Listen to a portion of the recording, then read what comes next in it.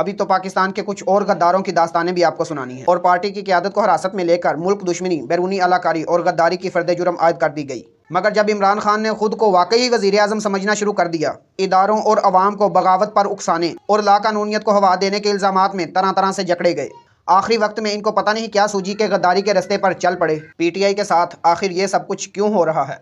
सियासत की दौड़ियां हमेशा से ना नजर आने वाली कुव्वतों के हाथों में थीं और अभी भी हैं। इमरान खान पहले इस्टेब्लिशमेंट की आंखों का तारा था, लेकिन यही इमरान खान अब इस्टेब्लिशमेंट के नज़दीक मुल्क की सलामती के लिए ख़तरा बन चुका है। वीडियो में आगे जाने से पहले आपसे दरख्वास्त है कि अगर आप हमारे चैनल पर नए आए हैं तो हमारे चैनल को सब्सक्राइब ज़रूर करें। अगर आप पीटीआई के सपोर्टर हैं और आप सोच रहे हैं कि पीटीआई पर बहुत जुल्म हो रहा है, तो आपको बता दूं कि पीटीआई कोई वाहिद जमात नहीं है जिसके साथ ये मामला हो रहा है। पाकिस्तानी तारीख में बहुत सारी सियासी जमातें ऐसी हैं जिन पर कभी गद्दार वतन होने का इल्ज़ाम लगा तो कभी मुहिब्ब वतन होने का इनको तमगा मिला। इमरान खान पहले इस्टेब्लिशमेंट की आंखों का तारा था, लेकिन यही इमरान खान अब इस्टेब्लिशमेंट के नज़दीक मुल्क की सलामती के लिए ख़तरा बन चुका है। पीटीआई के साथ आखिर ये सब कुछ क्यों हो रहा है, इसका जवाब जानने के लिए आपको पाकिस्तान की तारीख में थोड़ा सा पीछे जाना पड़ेगा। पीटीआई के बारे में इस वक्त इस्टेब्लिशमेंट और मौजूदा हुकूमत का नजरिया ये है कि इनमें से कुछ वो हैं जो बैरून मुल्क रहकर मुल्क की सलामती के खिलाफ मंसूबे तैयार कर रहे हैं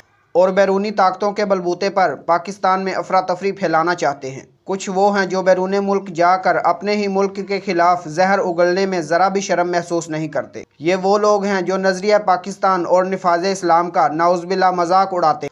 ये बयानियाँ आजकल पीटीआई के खिलाफ बनाया जा रहा है, लेकिन आपको बता दूं कि ये 1980 की दहाई में जनरल ज़ियाउल हक की एक तकरीर के अल्फाज हैं। उस वक़्त पाकिस्तान तहरीक इंसाफ नहीं थी, लेकिन पीपल्स पार्टी तो थी। आपको अंदाज़ा तो हो गया होगा कि पाकिस्तान तहरीक इंसाफ के खिलाफ ये कोई नया बयानिया नहीं, बल्कि वही सब किया जा रहा है जो इससे पहले कई सियासी पार्टियों के साथ हो चुका है। मिसाल के तौर पर पीपल्स पार्टी की ही बात कर लेते हैं। वही ज़ियाउल हक के गैज़ो गज़ब का शिकार पीपल्स पार्टी थी जो अपने पहले दौरे हुकूमत में फरवरी 1975 में सूबा सरहद यानी खैबर पख्तूनख्वा के गवर्नर हयात मोहम्मद खान शेरपाओ की बम धमाके में हलाकत के 48 घंटे में ही इस नतीजे पर पहुंच गई कि इसकी मौत की जिम्मेदार नेशनल अवामी पार्टी है। लिहाजा इस पार्टी को कल अदम करार दे दिया गया और पार्टी की क़यादत को हिरासत में लेकर मुल्क दुश्मनी, बैरूनी अलाकारी और गद्दारी की फर्द जुर्म आयद कर दी गई।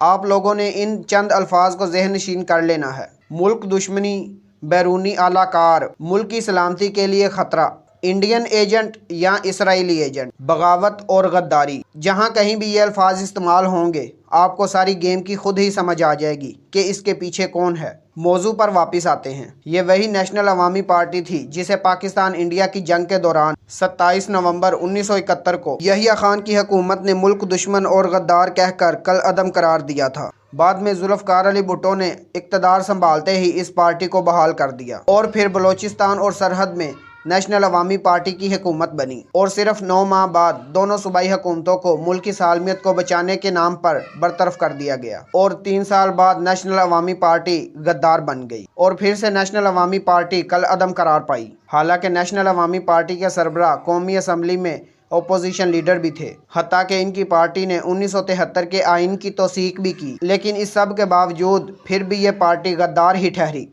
आपको ये गेम समझ आई 1971 में गद्दार वतन और मुल्क दुश्मन, लेकिन बाद में जुल्फ़िकार अली भुट्टो ने नेशनल अवामी पार्टी को मुहिब्ब वतन होने का सर्टिफिकेट दे दिया। लेकिन ये पार्टी 1975 में दोबारा फिर से गद्दार वतन और मुल्क की सलामती के लिए खतरा बन गई और भुट्टो ने अपना काम करने के बाद इनसे मुहिब्ब वतन होने का सर्टिफिकेट वापस ले लिया। एक और स्टोरी सुने।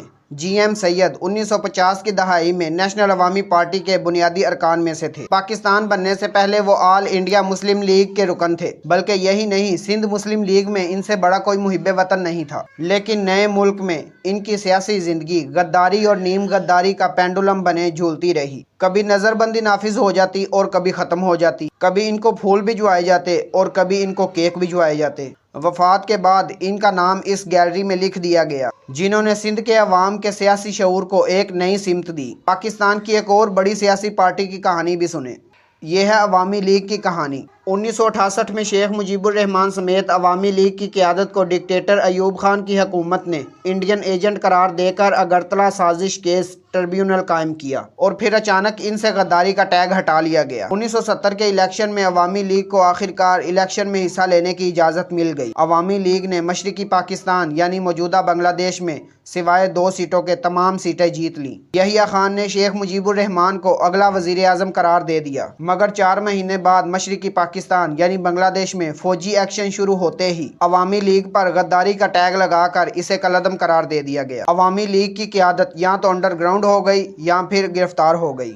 अवामी लीग की जीती हुई 160 सीटों में से 76 सीटों को खाली करार देकर हुकूमत की हलीफ मुहिब्बे वतन पार्टियों में तकसीम कर दिया गया, मगर मुत्तहिदा पाकिस्तान की इस आखिरी पार्लियामेंट का इजलास कभी ना हो सका। मजे की बात तो ये है, जिस जुल्फ़िकार अली भुट्टो ने मशरकी पाकिस्तान में फौजी एक्शन और अवामी लीग को कलअदम करार देने के फैसले का खैर मकदम करते हुए कहा था कि खुदा का शुक्र है आज पाकिस्तान बच गया। इसी भुट्टो ने फरवरी 1974 यानी सिर्फ 2-2.5 साल बाद लाहौर में होने वाली इस्लामी सरबराही कॉन्फ्रेंस के दौरान शालामार बाग में बांग्लादेश के वज़ीर आज़म शेख मुजीबुर रहमान का हाथ बुलंद करके कहा कि आप मेरे भाई हैं। यानी कि इस खतरनाक खेल यानी मुहिब्बे वतन और गद्दारे वतन के चक्कर में पाकिस्तान 2 लख्त हो गया। इस सियासी पार्टी के बारे में आपने बहुत कम सुना होगा, CPP यानी कम्युनिस्ट पार्टी पाकिस्तान। ये पाकिस्तान की पहली सियासी पार्टी थी जिसे 1954 में कलअदम करार दिया गया था। फर्द जुर्म ये थी कि इसने फौज के कुछ अफसरों के साथ मिलकर शहीद वज़ीर आज़म लियाकत अली खान की हुकूमत बरतरफ करने की साजिश की थी।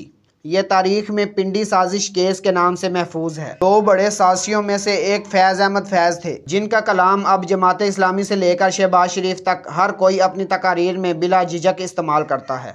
जबकि बुनियादी साजिशी major general retired Akbar Khan थे, जिन्होंने बाद में भुट्टो हुकूमत में मुशीर कौमी सलामती के फ़राइज़ भी सरअंजाम दिए।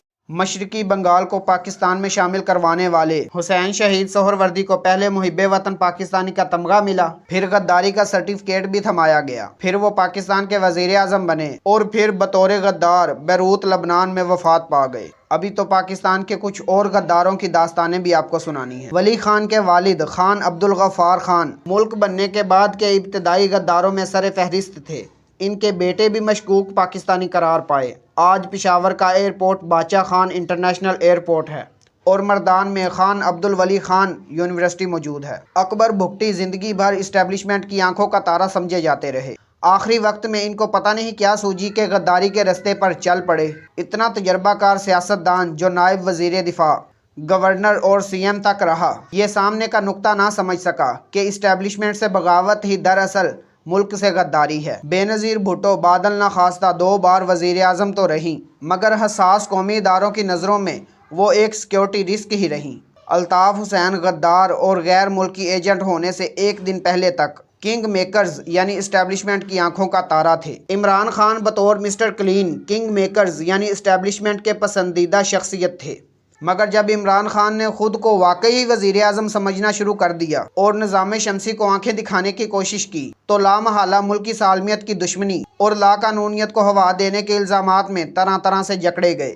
अब इस फितने को ख़त्म करने का वाहिद हल ये समझा जा रहा है कि अब इनकी जमात PTI को ही कल अदम करार दे दिया जाए। हालांकि सुप्रीम कोर्ट की नज़र में वो एक फितना नहीं बल्कि एक जायज़ सियासी पार्टी है। मुस्लिम लीग नून का तो खैर समझ में आता है, मगर पीपल्स पार्टी 56 बरस में 20 जख्म खाने के बाद अगर वो कुछ सीखी तो वो ये सीखी कि पाकिस्तान में सियासत की डोरियां हमेशा से ना नज़र आने वाली कुव्वतों के हाथों में थीं और अभी भी हैं, और ये बात PTI वाले जितनी जल्दी समझ लें ये उनके लिए बेहतर है। वीडियो देखने का बहुत बहुत शुक्रिया।